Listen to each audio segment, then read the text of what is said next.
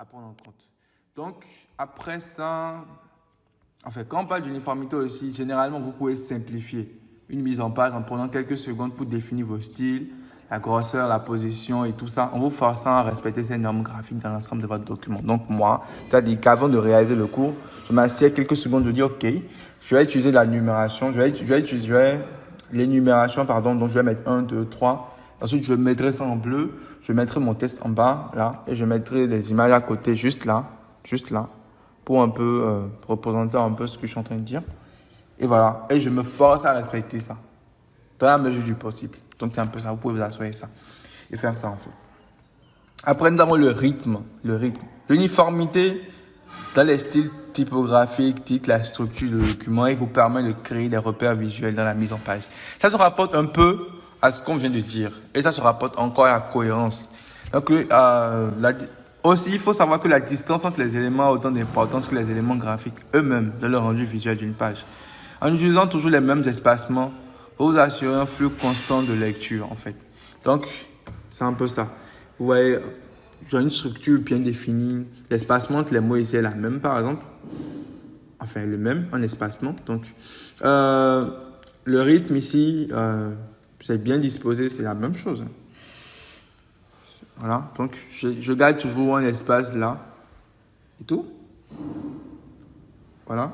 Donc, voilà. Donc, je me suis conformé à un truc. Et là, j'ai toujours gardé l'emplacement de l'image. Je n'ai pas mis l'image à droite, à gauche cette fois-ci ou en bas. Non. Voilà et tout. Il faut garder un rythme donné.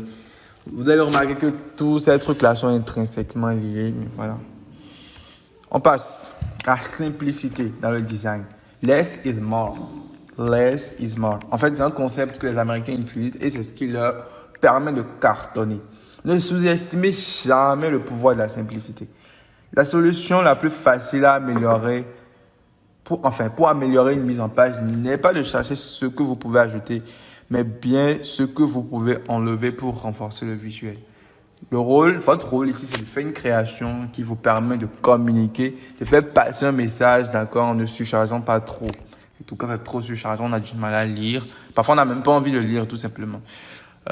Donc, la feuille qui est censée représenter la simplicité. Donc, c'est un peu comme de l'art. Vous voyez un peu les images comme de l'art abstrait. Parce que c'est assez compliqué de trouver les modèles. Bon, bref, vous avez compris. Donc, oui, vous êtes en face d'un artiste. On peut dire ça comme ça. Donc, les couleurs, un peu. Donc, les couleurs. Le design, la couleur du design, la couleur désigne une émotion, le ton et l'ambiance du visuel. C'est clair, en fait. C'est clair. Comme je vous l'ai dit, en fait, on aura tendance à utiliser le black and gold, c'est-à-dire blanc, jaune, lorsque c'est un peu des trucs ultra chers, un peu bijoux. Vous voyez, en fait, il y a des templates. Donc, c'est l'émotion, le ton. On a dit que le jaune, c'était pour la joie, ce genre de choses. Le rouge, parfois, pour le danger, par exemple. Donc, on a le vert lorsqu'il s'agit d'argent, dollar, money. Tu vois, donc c'est un peu ça. Inconsciemment, nous associons ces couleurs à des références, comme je viens de le dire. Par exemple, le vert est fréquemment associé à la nature aussi. Le rouge à l'intensité, le bleu au calme, le noir au luxe, le bleu aussi à l'eau, ce genre de choses. Et voilà, on passe. La typographie. Ne vous laissez pas intimider. Au grand jamais, en fait. Ne vous laissez intimider par la grande variété des polices de caractères disponibles dans les logiciels.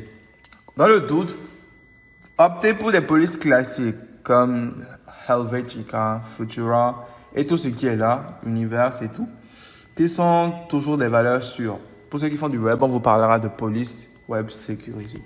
Vous pouvez regrouper les polices en 4 grandes familles, en fait. Il y en a plein. Je vous montre ici un peu. Voilà. Où sont les polices là? Voilà. Très bien. Ça charge un peu. Donc, il y en a trop. Il y en a. À revendre, il y en a que vous n'allez jamais utiliser durant votre parcours. Parce que c'est pareil pour moi. En tout cas, il y en a que en chinois, en tout ça. Vous allez faire quoi avec? Seigneur. Donc, je supprime ça rapidement. Yes. Donc, en fait, il y a 4 grandes familles. Il y a les polices avec empattement. C'est-à-dire, vous voyez ces petits trucs-là. les petites terminaisons. Voilà, c'est ça on appelle les empattements, quoi, ces petits trucs-là qui terminent les lettres à chaque fois, qui leur donnent une forme polygonale, façon et tout. C'est ça on appelle avec empattement. Donc, on a ce genre de police. On a les polices linéales qu'on appelle encore sans empattement, en fait. Il n'y a pas ces trucs-là qui leur donnent des formes polygonales à la fin et tout, comme ici. On a les cursives, script, d'accord? C'est ça, vous voyez les polices là. On a ensuite les formes spéciales. Les formes spéciales, on les appelle aussi les polices fantaisistes. Elles ne répondent pas à un format spécial, mais elles sont à leur manière, quoi. C'est un peu, voilà, chacune de ces polices-là a sa spécificité. C'est pour ça qu'on les appelle les polices fantaisistes. Donc, j'ai voulu faire un tour dessus. Donc, tu as fait les 7. Là, on vient de parler des 7 principes de base. Ça, c'est la base. Quand tu veux travailler, quand tu veux faire une création et tout, c'est la base, en fait. Donc, voilà, vous avez maintenant des connaissances de base et des trucs concrets pour créer vous-même de beaux visuels.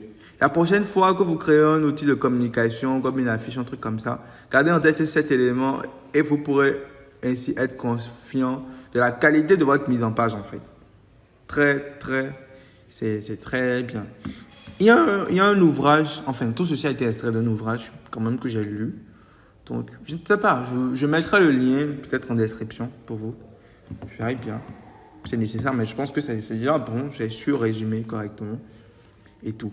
Donc là, on verra bien. On passe. Je voulais vous faire voir des templates quand même de création, de communication. Là, on voit clairement que c'est une bannière un peu. Vous voyez que c'est fait pour un restaurant et tout. Donc là, vous avez du jaune qui s'accorde très bien avec d'abord le contraste. Vous voyez le contraste, c'est bon. On va commencer par le premier, l'alignement. Vous voyez ici, l'alignement est perfect. Genre, les trucs ne sont pas disposés de manière désordonnée. Vous voyez l'alignement là, c'est là, bien. Puis un coin là et tout. De manière professionnelle, en fait. On aurait pu mettre, oui, quelque part ici, en diagonale, ce genre de choses là et tout. Mais on ne l'a pas fait. Et ça, c'est professionnel, en fait. Donc, apprenez à apprécier les créations. Je vous ai dit, quand vous êtes dans la rue, vous êtes en ville, regardez les créations, en fait, des graphistes. Et voilà, prenez des photos si vous voulez. Essayez de reconnaître ces trucs-là. Le contraste y est. Vous avez ce jaune qui marie très bien la couleur du pain, des frites, ce genre de choses. Ici aussi, il y a un peu de jaune. Ça fait un peu cold. Tout est vraiment parfait. L'uniformité. Vous ne pourrez pas dire, en fait, tout ce qui est là uniforme, en fait. Sur l'uniforme, ça s'accorde très bien. Que ce soit les couleurs, en fait, on a du rouge un peu partout. On a du rouge là, du rouge là. Donc, ils ont pu jouer sur la couleur. Ici, burger, c'est un peu la couleur du coca. Ici aussi, c'est la couleur marron et tout. Vous voyez, là, on a le rythme. Le rythme y est, en fait. La simplicité. Moi, je trouve ce design-là simple et tout. On met juste le nom, Burger Week. On met tout ça. Information tierce, simple. Les couleurs, vous êtes d'accord avec moi, la typographie, donc le texte. Il y a également, le texte aussi est là, donc c'est bon ça, la typographie, ils ont utilisé une police quand même assez adéquate. J'ai envie de dire une police ici, fantaisiste. Voilà, donc là, c'est des polices plutôt simples. Hein. Vous reconnaissez ici des linéales et tout, bon, bref, voilà. Donc, j'ai voulu le faire voir quand même, quelques trucs